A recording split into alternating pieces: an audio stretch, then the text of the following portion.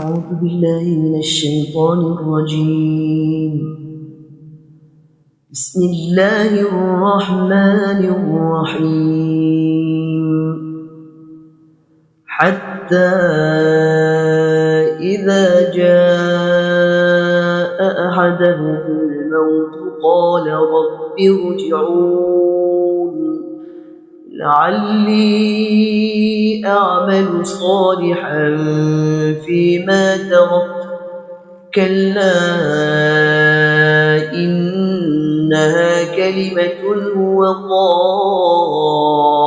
قائلها ومن ورائهم برزخ إلى يوم يبعثون. صدق الله العظيم. Assalamualaikum warahmatullahi wabarakatuh. Alhamdulillah bertemu kita sekali lagi dalam Miskul Kalam Tangisan Para Sahabat.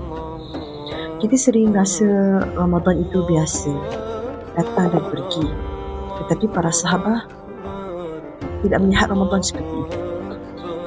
Diriwayatkan bahawa para sahabat seperti Abdullah bin Umar, apabila masuk Ramadan, wajah mereka berubah.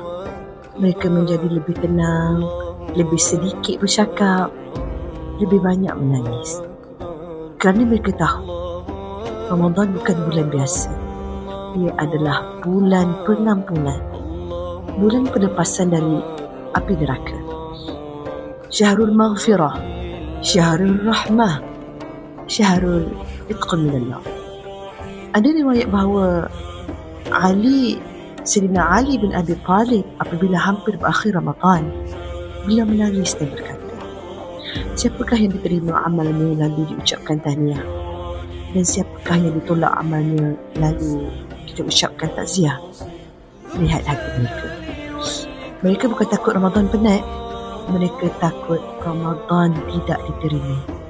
Sedangkan kita masuk Ramadan fikir tentang juadah, keluar Ramadan fikir tentang raya. Allah berfirman, ya ayyuhallazina amanu kutiba alaikumussyam la'allakum tattaqun. Tujuan puasa bukan lapar, tetapi tattaqun, takwa.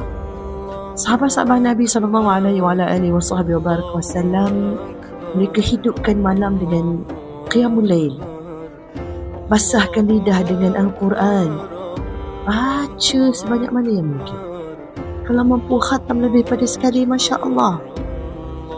Dan hati mereka penuh dengan khuf dan raja, yakni takut dan harap doa-doa mereka dimakbulkan.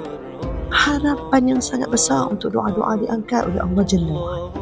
Soalnya hari ini, Ramadan kita mengubah hati kita atau sekadar mengubah jadual makan kita? Semoga Ramadan kali ini bukan sekadar rutin, tetapi menjadi Ramadan yang membuat kita pulang kepada Allah dengan hati yang hidup. Wallahu a'lam.